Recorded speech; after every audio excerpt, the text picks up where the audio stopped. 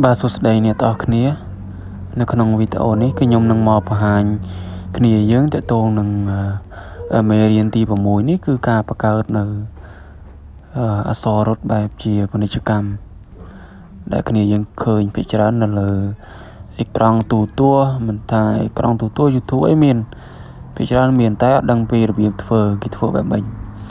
អូខេអញ្ចឹងនៅក្នុងវីដេអូនេះខ្ញុំយកវីដេអូដែលខ្ញុំថតនៅគីនផ្ទះខ្ញុំនេះគឺជាវីដេអូជាឧទាហរណ៍ហើយ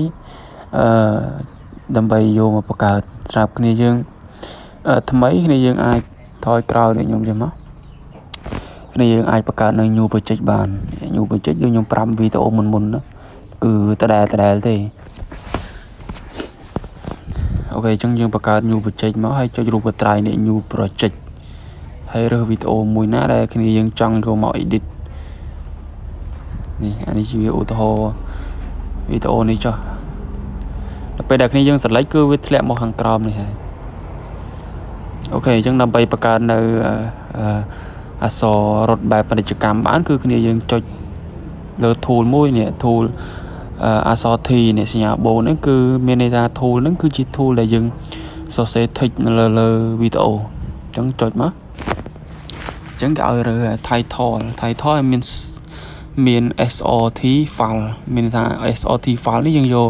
អក្សរពី file យកមកប៉ុន្តែយើងរើសប្រើរបស់គេសិនមកហើយគ្នាយើងយកជាអក្សរទំហំប៉ុណ្ណាមាន3ជម្រើសមានអក្សរធំល្មមហើយនិងតូចអញ្ចឹងយកខាងលើមកអញ្ចឹងឧទាហរណ៍គ្នាយើងសរសេរថាអក្សរខ្មែរមកការផ្សព្វផ្សាយផ្សព្វផ្សាយ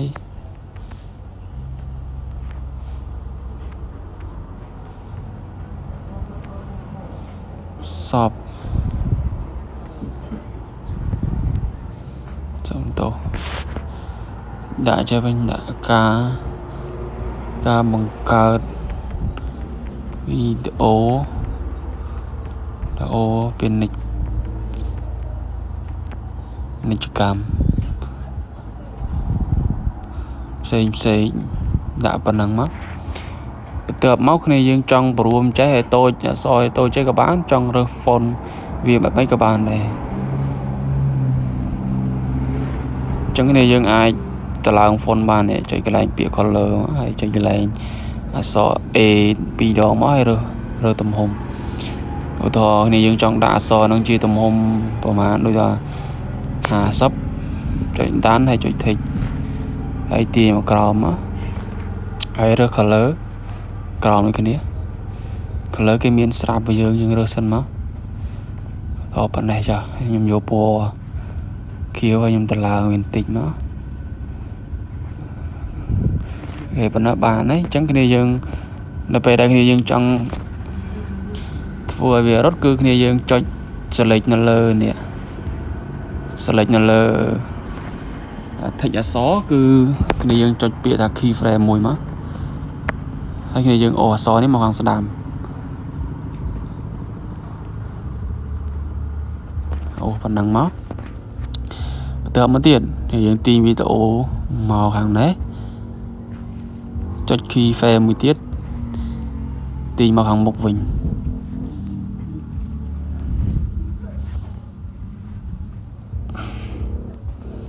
ទាញវាផុតក៏បាន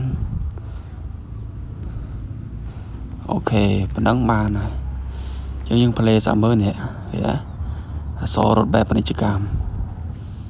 គេយើង copy ឲ្យច្រើនមកដាក់កែទៀតបានចង់កែដាក់មកពាណិជ្ជកម្មហើយមួយអាច edit បានខ្សែពាណិជ្ជកម្មតាក់ទងការលក់អ្វីមួយនេះខ្ញុំចេះសេណាមួយក្នុងតម្លៃសមរម្យអានេះខ្ញុំចេះតែសេទេអញ្ចឹងបើគ្នាយើងចង់បង្កើតជាស្តង់ដារសេដូចខ្ញុំមកនេះគេណា អូខេអញ្ចឹងវីដេអូខ្ញុំគឺមានតែប៉ុណ្្នឹងទេសម្រាប់គ្នាយើងមានចម្ងល់អីចង់បន្ថែមអីទៀតគ្នាយើងអាចខមមិនសួរបានអូខេអរគុណដល់អ្នកគ្នាសម្រាប់ការទស្សនាហើយកុំភ្លេចជួយចុច Subscribe នៅលើ Channel YouTube ខ្ញុំបាទម្នាក់មួយផង